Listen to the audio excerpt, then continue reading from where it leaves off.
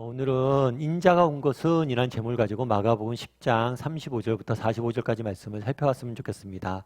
우리 41절 말씀 같이 한번 읽어봤으면 좋겠는데요. 같이 읽도록 하겠습니다. 열 제자가 듣고 야고보와 요한에 대하여 화를 내거늘. 열 제자가 듣고 뭘 들었을까요? 어제 살펴본 것처럼 야고보와 요한이 무엇을 요구했냐면 주의 영광이 임할 때, 즉 하나님 나라가 임할 때 가장 가까운 좌편과 우편에 자기들을 앉혀달라고 요구를 한 거죠. 그러다 보니까 아무래도 열 제자 입장에서 뭐예요? 그럼 너희들이 우리보다 높아지겠다는 거냐? 라는 마음이 든 거죠. 그래서 너희가 우리보다 높아지려고 하느냐? 지려고 하느냐? 라는 마음이 든 거예요. 그래서 예수님 앞에 가까이 나아가고자 하는 그 열망보다는 오히려 높아지려고 하느냐라는 것에 초점을 맞춰서 이들을 책망한 거죠. 그래서 뭘 했다는 거예요? 화를 냈다는 거죠. 그런데 이 화를 냈다는 표현을 폴 트루니에 같은 상담학자는 그런 얘기를 해요. 재밌는 이야기를 해요. 어떤 이야기를 하냐면 우리가 어떤 일에 분노한다는 건 뭐예요? 분노한다는 것은 그와 동일한 마음이 우리가 있다는 거예요. 그러니까 이 사람들이 왜 너희가 우리보다 높아지려고 하느냐라고 분노를 했어요. 그런데 열 제자의 마음속에도 똑같은 어떤 마음이 있는 거예요? 높아지려는, 다른 제자보다 내가 높아지려는 그런 마음들이 있었던 거죠. 이 높아지려는 마음을 예수님께서는 아셨어요. 그래서 어떻게 이야기하냐면 교훈을 하나 주십니다. 어떤 교훈을 주셨는지 42절부터 44절까지 말씀을 살펴보도록 하죠. 예수께서 불러다가 이르시되 이방인의 집권자들이 그들을 임의로 주관하고 그 고관들이 그들에게 권세를 부리는 줄을 너희가 알거니와 너희 중에는 그렇지 않을지니 너희 중에 누구든지 크고자 하는 자는 너희를 섬기는 자가 되고 너희 중에 누구든지 으뜸이 되고자 하는 자는 모든 사람의 종이 되어야 하리라. 그러니까 이런 표현을 해요. 이방인의 집권자들이 사람들을 주관하고 권세를 부린다. 그래서 우리는 이것들을 글로 읽어요. 그래서 사실 이게 무슨 의미인지 모르지만 이 이야기를 들었을 때 이 사람들은, 제자들은 명확히 알았을 거예요. 왜냐하면 이방인들의 집권자, 단순하게 생각해서 로마만 생각해도 알 수가 있죠. 로마 같은 경우는 로마 황제가 뭘 했냐면 자신을 신처럼 모시라고 그랬어요. 그리고 자신을 위한 신전을 지으라고 그랬어요. 그리고 자신을 신으로 고백하면 세금을 10분의 1로 감면해줘요. 그런데 만약에 자신을 주로 고백하지 않는다? 그러면 상인 조합에도 못 들어가고 세금도 엄청나게 놀리고 그리고 온갖 핍박을 다 해서 힘으로 강제적으로 자신이 모든 걸 주관하고 높은 자리에 서려고 했다는 거예요. 그런데 너희는 정말 내가 하나님 나라를 믿는 사람이잖아. 예수님을 따르는 사람이잖아. 그럼 너희는 저 이방인들, 너희가 이방인 그렇게 싫어하지 않냐?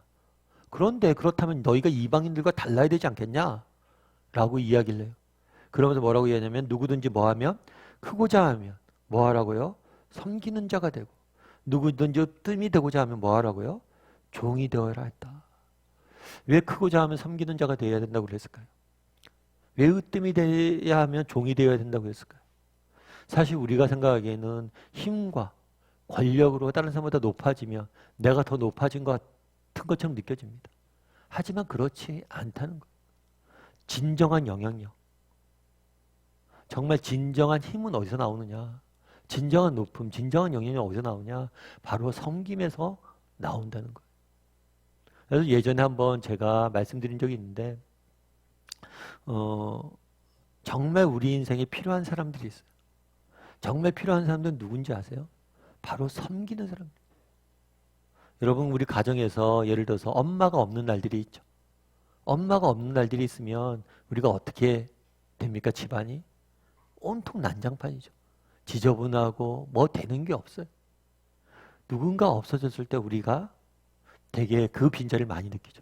사실 집안에서 아빠가 없어지면 큰일이 날까요? 안 날까요? 별로 안 나요. 진짜 중요한 건 어쩌면 엄마일 수도 있는 거죠.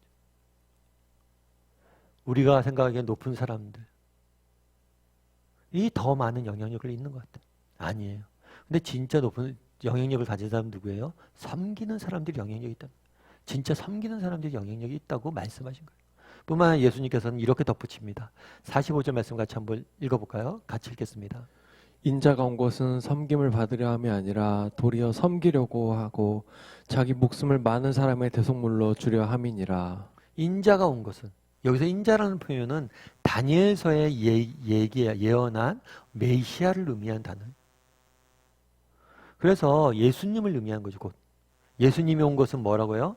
섬김을 받으려 함이 아니라 도리어 섬기려 하고 자기의 목숨을 뭐 하려고? 주려 합니다. 너희가 세상과 달라야 되지 않겠냐? 왜? 너희가 섬기는 나는 어떻게 했다는 거예요? 너희의 섬김을 받지 않고 오히려 섬기고 뭐예요? 주러 왔다는 거예요. 그래서 오늘 우리가 함께 읽은 이 마가복음 10장 45절은 예수님의 사명 선언서로 알려진 말씀이에요.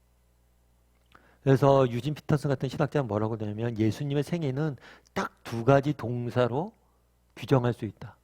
그 두 가지 동사는 뭐예요? 섬기다와 주다라는 거예요. 예수님의 생애의 모든 말을 한 가지로 정의하면 뭐예요? 섬기다와 주다라는 거예요. 그러면서 유진 피터슨은 그렇게 물어요. 그러면 우리는 어떠냐? 만약 여러분들의 삶을 두 단어로 정의한다면 무엇이 되겠냐? 그 단어에 섬기다와 주다가 들어가느냐? 아니면 다른 무엇이 들어가겠느냐? 여러분들은 어떠세요? 누군가 여러분의 인생을 두 가지 동사로 정의한다면 어떤 동사로 정의할 수 있었을까요? 자랑하고 가지는 것에 있습니까? 아니면 정말 섬기고 주는 것에 있습니까? 한번 물어봤으면 좋겠어요. 오늘 하루 묵상해 봤으면 좋겠어요.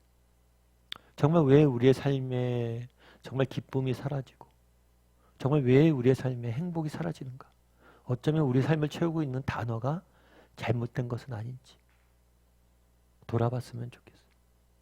그럼 어떻게 하면 우리의 삶을 이 섬기다와 주다라는 단어로 채울 수 있을까요? 그 방법은 여러 가지가 있겠죠. 그런데 정말 오늘 본문에 뭐라고 표현해요? 인자가 온 것은. 인자가 온 것은. 다르게 표현하면 나를 보라는 거예요. 예수님께서 가지 않은 길을 가라고 하지 않습니다. 예수님의 모범을 보고 닮아가라는 거예요.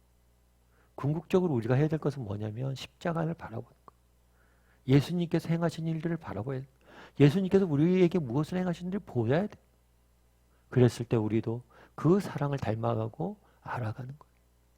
그래서 내 삶에 주다와 섬기다는 단어가 빠지는 이유는 뭐냐면 예수님께서 우리에게 무엇을 했는지 잊었기 때문이에요.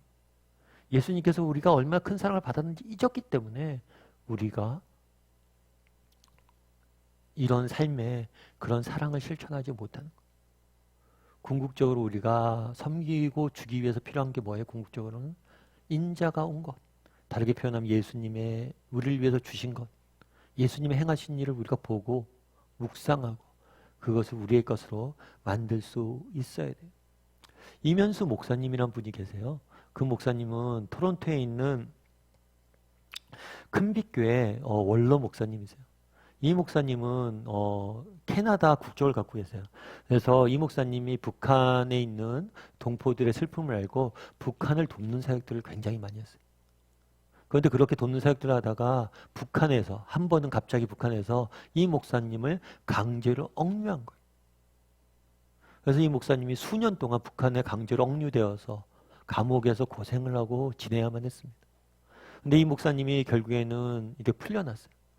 풀려난 다음에 이 목사님이 쓴 책을 봤어요. 책을 보는데 참 재밌는 표현들이 많아요. 그러면서 그런 이야기를 하더라고요. 북한 사람들이 비참하다 라는 이야기를 우리 많이 하잖아요. 그런데 그것 역시 글로만 안다는 거예요. 겉으로 지켜봤다는 거예요. 근데 실제로 자기가 북한에 억류되어서 북한 사람들처럼 살다 보니까 정말 북한의 그 삶이, 자유가 없는 삶이, 갇힌 삶이 얼마나 비참한 거지 깨달았다. 그리고 이분이 결국에는 캐나다의 노력으로 인해서 풀려나게 됩니다. 풀려났을 때 자기에게 제일 먼저 나왔던 단어는 감사인데 정말 이 감사라는 단어를 나는 그때 처음 알았다는 거예요. 그 전에 내가 감사합니다. 구원받아서 감사합니다. 정말 자유 주셔서 생명 주셔서 감사합니다. 근데 이 감사를 몰랐다는 거예요. 사실 그렇죠. 우리도 어쩌면 예수님의 사랑에 대해서 많이 들었습니다. 인자가 온 것은 우리를 위해서 죽기 위해서 오셨다. 예수님께서 십자가에 달리셨다. 이 이야기를 모르는 사람이 없죠. 그런데 정말 이게 얼마나 큰 사랑인지 우리는 모른다는 거예요. 왜 우리가 낮아지는 게 어렵습니까? 정말 예수님께서 우리를 위해서 어디까지 낮아지신지 안다면 우리는 낮아질 수 있어요. 문제는 뭐냐면 우리가 얼마나 큰 사랑을 받았는지, 우리가 어떤 은혜를 받았는지 모르고 있는 것에 있는 것. 정말 오늘 하루 우리가 묵상해 봤으면 좋겠어요. 내 인생을 두 단어로 정의한다면, 두 가지 동사 정의한다면 뭘까? 한번 돌아봤으면 좋겠고, 또 한 가지는 그 내 인생이 채워질 그 두 단어를 어떻게 하면 채울 수 있어요? 정말 그리스도의 사랑을 묵상하는 거예요. 우리가 얼마나 큰 사랑을 받았는지 기억하는 거예요. 그랬을 때 우리 삶에 채워져 있는 그 두 단어가 바뀌는 것을 맛볼 거예요. 그래서 내 인생에 정말 두 단어 채운다면 뭘까? 그리고 왜 우리가 주다와 섬기다는 단어를 채우지 못하는가? 그건 우리가 어떤 사랑을 받았는지, 얼만큼 예수님께서 우리를 위해서 낮아지셨는지 몰랐기 때문에 그것에 대해서 알고 배우고 익히는 하루가 되게 해달라고, 또 우리의 삶이 되게 해달라고 기도했으면 좋겠습니다.